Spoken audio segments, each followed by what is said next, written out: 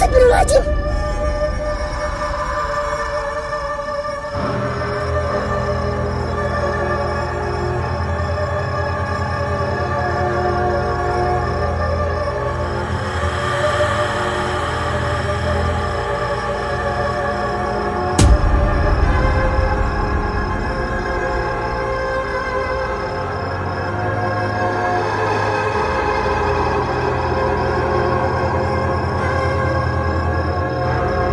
Malam merayap pelan, menelusup ke sela-sela rumah Robi yang kini terasa lebih dingin dari biasanya.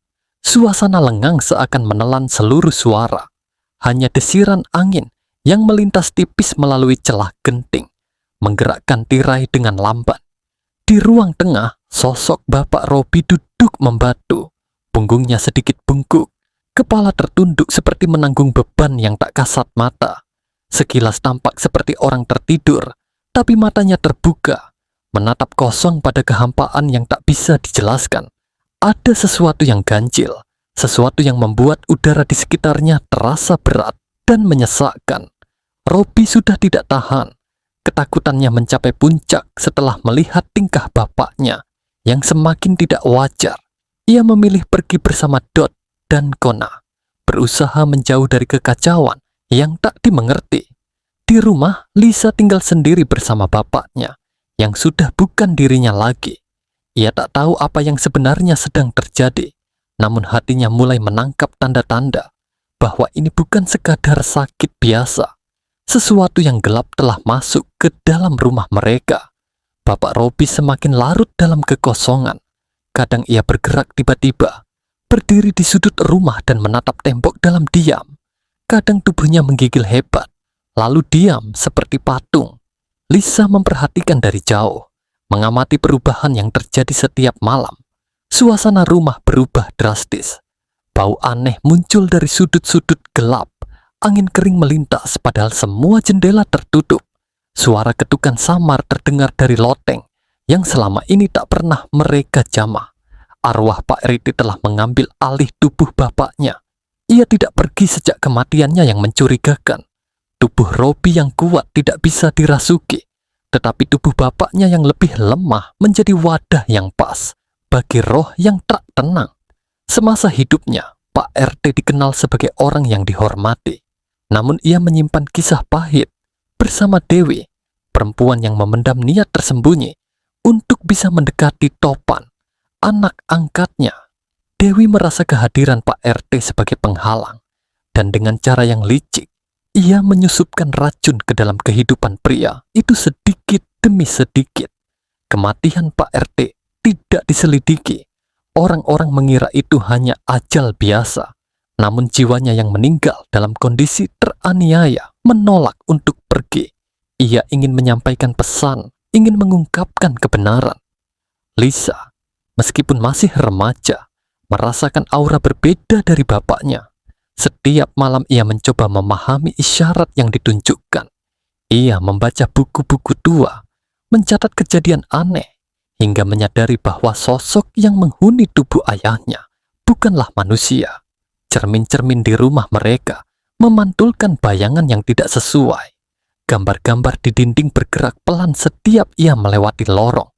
Lampu berkedip, bahkan mati sendiri. Lisa merasakan kehadiran lain yang menyelimuti rumah. Ia mendengar suara langkah, helaan napas berat, dan derap kaki di atap. Semuanya tak terlihat, namun nyata. Ia tak lagi bisa membedakan mana kenyataan dan mana yang bukan. Di tempat lain, Topan mulai merasakan ada yang berubah. Tidurnya tidak lagi nyenyak. Dalam mimpi, ia berjalan di lorong yang panjang dan gelap. Di ujung lorong itu berdiri Pak RT, mengenakan baju terakhir yang ia kenakan sebelum meninggal. Wajahnya pucat, matanya penuh luka. Ia tidak bicara, namun tangannya menunjuk sesuatu. Ada bayangan perempuan di belakangnya, samar, tapi Topan mengenalnya. Dalam sekejap, mimpi itu lenyap, namun perasaan berat tertinggal dalam dada Topan hingga ia terbangun keesokan paginya. Setiap malam, mimpi yang sama kembali datang. Pak RT berdiri di tengah kabut, memandangi Topan dengan tatapan penuh luka. Ada kemarahan, ada kesedihan, ada permintaan tolong yang tak bisa diucapkan. Pada malam keempat, dalam mimpi itu, Topan berjalan menghampirinya. Ia meraih tubuh arwah itu dan memeluknya. Saat ia menyentuhnya, kilasan kejadian muncul di benaknya. Ia melihat Dewi menuangkan sesuatu ke dalam cangkir. Melihat Pak RT meminumnya perlahan, lalu jatuh dalam kesakitan. Semua terasa nyata. Lisa yang terus berada di rumah makin kehilangan arah. Ia mencoba berbicara kepada bapaknya, namun hanya mendapat tatapan kosong yang mengerikan. Kadang bapaknya tertawa sendiri, kadang ia berteriak tanpa suara.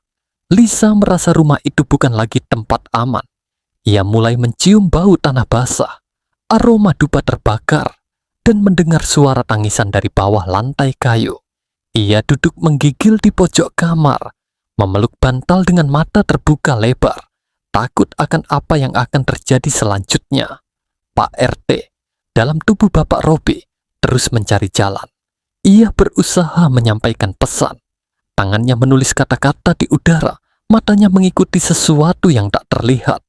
Lisa menangkap sebagian isyarat, namun belum cukup untuk memahami keseluruhan maksudnya.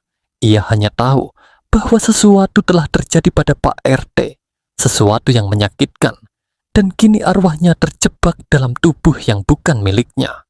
Lisa berusaha menghubungkan mimpi Topan dengan kejadian yang ia alami di rumah, meski ia belum tahu pasti bagaimana.